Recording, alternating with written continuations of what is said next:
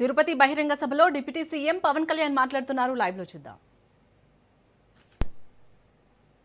స్థానిక ఎమ్మెల్యే గారి టేబుల్ మీదకి రావాల్సిన అవసరం ఉండదు. అప్పుడు ఎమ్మెల్యేలు అసలు తమకి నిర్దేశించబడ్డ అసలు బాధ్యతలపై దృష్టి పెట్టగలుగుతారు. ఎమ్మెల్యేలు ఉపాధి విధానాలపై దృష్టి పెడతారు, పరిశ్రమల రాకపై దృష్టి పెడతారు, యువత భవిష్యత్తుపై దృష్టి పెడతారు, రాష్ట్ర భవిష్యత్తును నిర్మిస్తారు. కానీ రాష్ట్ర భవిష్యత్తును నిర్మించే ఈ ప్రక్రియకి ఒక బలమైన లీడర్షిప్ క్యాపిటల్ అవసరం.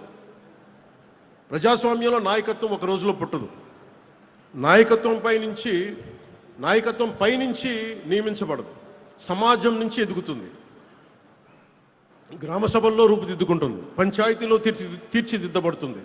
అందుకే పంచాయతీరాజ్ వ్యవస్థ కేవలం ఒక స్థానిక పరిపాలనా వ్యవస్థ కాదు, అది ఒక నాయకత్వాన్ని తయారు చేసే ఒక ప్రజాస్వామ్య పాఠశాల. మన గౌరవ రాష్ట్రపతి శ్రీమతి ద్రౌపది ముర్ము గారు తన ప్రయాణం స్థానిక సంస్థల నుండి మొదలుపెట్టారు. ఒక నగర పంచాయతీ కౌన్సిలర్గా రాజకీయ ప్రయాణం మొదలుపెట్టారు. లీడర్షిప్ అనేది కేవలం ఒక రాజకీయ నాయకత్వం కాదు. డాక్టర్ ఏపీజే అబ్దుల్ కలాం నాయకుడు, ఒక సైంటిఫిక్ విభాగంలో అయిన నాయకులు, మనందరికీ గర్వించే ఎస్ఆర్ శక్కిరణ్ గారు, అడ్మినిస్ట్రేటివ్ యాంగిల్లో ఆయన ఒక నాయకులు, ఒక గొప్ప ఉపాధ్యాయుడు కూడా ఒక నాయకుడు, ఒక నిజాయితీ గల అధికారి ఒక నాయకుడు. మనకి పంచాయతీని బలోపేతం చేసే సర్పంచ్ కూడా ఒక బలమైన నాయకుడు. భారతదేశంలో మహిళా రాజకీయ నాయకత్వానికి అతిపెద్ద విశ్వవిద్యాలయం పంచాయతీరాజ్ వ్యవస్థ. 50% 50% మహిళా రిజర్వేషన్ ద్వారా వేలాది మహిళా నాయకులు ముందుకు వస్తూ ఉన్నారు. సెల్ఫ్ హెల్ప్ గ్రూప్స్ ద్వారా మహిళలు సామాజిక ఆర్థిక నాయకత్వాన్ని చేపడుతున్నారు. వెనుకబడిన వర్గాల నుంచి నాయకత్వం వస్తుంది, యువత నుంచి నాయకత్వం వస్తుంది. యువత రాజకీయాలకు రావాలని మనం చెబుతాం, కానీ యువత మొదటి అవకాశం గ్రామ స్థాయిలో అందిపుచ్చుకోవాలి, ముందుకు వచ్చి పోటీ చేయాలి. ఇది సోషల్ క్యాపిటల్, ఇది నేషనల్ బిల్డింగ్. ఇప్పుడు అసలు ప్రశ్న, మనకి ఈ ఆలోచనల్ని గత 2 సంవత్సరాల్లో ఎంతవరకు ఆచరణలోకి తీసుకురాగలిగాం? అభివృద్ధికి మొదటి అర్హత స్థిరత్వం. గత 2 సంవత్సరాల్లో ఆంధ్రప్రదేశ్లో ఏర్పడిన రాజకీయ స్థిరత్వం గ్రామాభివృద్ధికి బలమైన పునాది వేసింది. ఎన్డీఏ వాళ్ళ నిర్ణయాలతో స్పష్టత వచ్చింది, కేంద్ర రాష్ట్ర సమన్వయం బలపడింది. ఆ స్థిరత్వాన్ని ఆధారం చేసుకొని ఈ రోజున పెట్టుబడులు కావచ్చు, ప్రభుత్వాన్ని గ్రామాన్ని మళ్ళీ పరిపాలనా కేంద్రంగా నిలబెట్టే ప్రయత్నం ప్రారంభించింది. అందులో భాగంగా 13,326 పంచాయతీల్లో ఒకేసారి గ్రామ సభలు నిర్వహించడం జరిగింది. ప్రజాస్వామ్యాన్ని ప్రతి గ్రామం గడప వరకు తీసుకెళ్లగలిగాం. ప్రతి పంచాయతీకి ఒక కార్యదర్శి వ్యవస్థని బలోపేతం చేశాం. స్థానిక అవసరాలకు అనుగుణంగా కొత్త పరిపాలనా విధానాలను రూపొందించాం. గ్రామ పంచాయతీల పరిపాలనా సామర్థ్యాన్ని బలోపేతం చేశాం. పల్లె పండుగ ద్వారా గ్రామాభివృద్ధిని ప్రభుత్వ కార్యక్రమం నుంచి మంచి ప్రజా ఉద్యమంగా మార్చాం.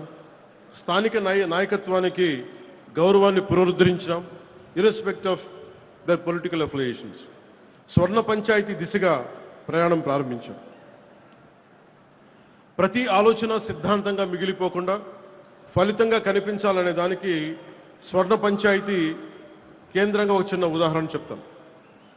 మన ఈ పక్కనే తిరుపతి రూరల్ మండలంలోని శ్రీనివాసాపురం గ్రామ పంచాయతీలో స్వర్ణ పంచాయతీ పోర్టల్ ద్వారా ఆస్తుల వివరాలను శాస్త్రీయంగా అప్డేట్ చేశాం. ఇప్పటి వరకు పంచాయతీ రికార్డ్స్లో కనిపించని అనేక ఆస్తులు వ్యవస్థలోకి వచ్చాయి. ఆస్తుల సంఖ్య 1291 నుంచి 1356కి పెరిగింది. దీని ఫలితంగా పంచాయతీ ఆదాయ సామర్థ్యం 75 లక్షల రూపాయల నుంచి 1,66,00,000కి పెరిగింది. ఇక్కడ ₹1 పన్ను కూడా పెంచలేదు. స్వర్ణ పంచాయత్ పోర్టల్లో సమాచారం సరిచేసాం అంతే. ఇది కేవలం ఒక గ్రామ పంచాయతీ కథ కాదు. వ్యవస్థ సరిగ్గా పనిచేస్తే గ్రామాలు ఎంతటి సామర్థ్యాన్ని సృష్టించగలవో చెప్పే ఒక బలమైన ఉదాహరణ. భారతదేశపు అభివృద్ధి ప్రయాణంలో తదుపరి అధ్యాయం ఇక్కడే ఉంది. 2047 నాటికి వికసిత్ భారత్ నిర్మాణం పార్లమెంట్ భవనం నుంచి కాదు, 2.6 లక్షల గ్రామ పంచాయతీల నుంచి ప్రారంభమవుతుంది.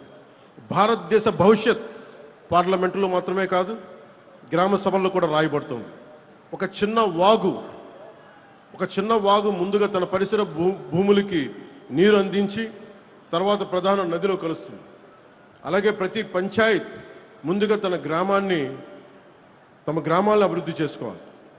అప్పుడు మండలం బలపడుతుంది, రాష్ట్రం బలపడుతుంది, జిల్లా బలపడుతుంది. మండలం, జిల్లా, రాష్ట్రం, తద్వారా దేశం బలపడుతుంది. 2 సంవత్సరాల క్రితం ప్రజలు మాకు ప్రభుత్వం ఏర్పాటు చేసే అవకాశం ఇచ్చారు. కానీ నేను దాన్ని కేవలం అధికార బదిలీగా చూడం, అది ఒక నమ్మకం బదిలీ. ఆ నమ్మకాన్ని నిలబెట్టుకోవడం మన బాధ్యత. ఆ దిశగా పనిచేస్తున్నాం. నిధుల కోసం మేము పోరాడగలం, విధానాల కోసం నేను పోరాడగలను, అధికారాల కోసం నేను పోరాడగలను. కానీ ప్రజల భాగస్వామ్యం లేకుండా అభివృద్ధి అనేది సాధ్యం కాదు. ప్రజలు పార్టీని కాకుండా వ్యవస్థల్ని నమ్మాలి. పార్టీలు ఉండాలి, వ్యవస్థలను బలోపేతం చేయడానికి ఉండాలి. నాయకుడిని కాకుండా సంస్థల్ని నమ్మాలి, వ్యక్తుల్ని కాకుండా విలువల్ని నమ్మాలి. అప్పుడు మాత్రమే ప్రజాస్వామ్యం శాశ్వతం అవుతుంది. నాయకులు ఏ నాయకులైతే, ఏ పార్టీలైనా కావచ్చు, తెలుగుదేశం కావచ్చు, జనసేన కావచ్చు, భారతీయ జనతా పార్టీ కావచ్చు, వ్యవస్థను బలోపేతం చేసే దిశగా, విలువల్ని కాపాడే దిశగా, ప్రజాస్వామ్యాన్ని బలోపేతం చేసే దిశగా అడుగులేస్తే ఈ కూటమికి తిరుగుండదు. అప్పుడు మాత్రమే గ్రామ స్వరాజ్యం సాధ్యమవుతుంది. అప్పుడు మాత్రమే సామాజిక విశ్వాసం పునరుద్ధరించబడుతుంది. అప్పుడు మాత్రమే వికసిత్ భారత్ సాధ్యమవుతుంది. గ్రామం బలపడితే ప్రజాస్వామ్యం బలపడుతుంది, ప్రజాస్వామ్యం బలపడితే దేశం బలపడుతుంది. అందుకే మా ప్రయాణం కేవలం ఒక గవర్నమెంట్ ఫార్మేషన్ కోసం కాదు, నేషన్ బిల్డింగ్. మన తరం బాధ్యత కేవలం ఈ రోజుని పరిపాలించడం కాదు, రాబోయే తరాలకి బలమైన వ్యవస్థలను అందించడం. మనం తీసుకునే నిర్ణయాలు వచ్చే ఎన్నికల గురించి మాత్రమే కాకుండా వచ్చే తరాల గురించి కూడా ఉండాలి. అదే నిజమైన ప్రజాస్వామ్యం, అదే సుస్థిర అభివృద్ధి, అదే వికసిత్ భారత్కి మార్గం. మనకు పూర్వీకుల నుంచి సంక్రమించిన భారతదేశాన్ని కాపాడటం మాత్రమే కాదు, రాబోయే తరాల గర్వపడే భారతదేశాన్ని నిర్మించడం, అందించడం కూడా మనందరి సమిష్టి బాధ్యత, ఈ కూటమి బాధ్యత.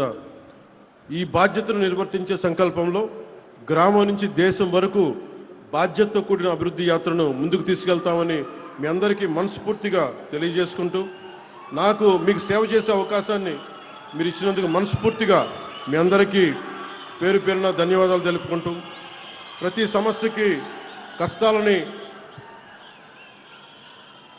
తెలియజేస్తూ, ప్రజలకి ఎప్పటికప్పుడు మమేకమవుతూ, సహాయ సహకారాలు అందిస్తూ ప్రభుత్వాన్ని ముందుకు తీసుకెళ్తున్నాం. ఈ సదూరమైన ప్రయాణంలో కూటమి మరింత బలోపేతం కావాలని నేను కోరుకుంటూ, గౌరవ ముఖ్యమంత్రి నారా చంద్రబాబు నాయుడు గారికి, ప్రధానమంత్రి శ్రీ నరేంద్ర మోదీ గారికి, కూటమి నాయకులందరికీ పేరు పేరున ధన్యవాదాలు తెలుపుకుంటూ, ప్రజలకి మరోమారు మీకోసం మేము పనిచేస్తున్నాం, మీకోసం మేము అహర్నిశలు కష్టపడతామని తెలియజేసుకుంటూ, మీరు మా మీద పెట్టుకున్న నమ్మకం కోసం మరింత కష్టపడతామని తెలియజేసుకుంటూ, మరోమారు మీ అందరికీ పేరు పేరున ధన్యవాదాలు తెలియజేసుకుంటూ సెలవు తీసుకున్నాం. జయ భారత్, జయ హింద్.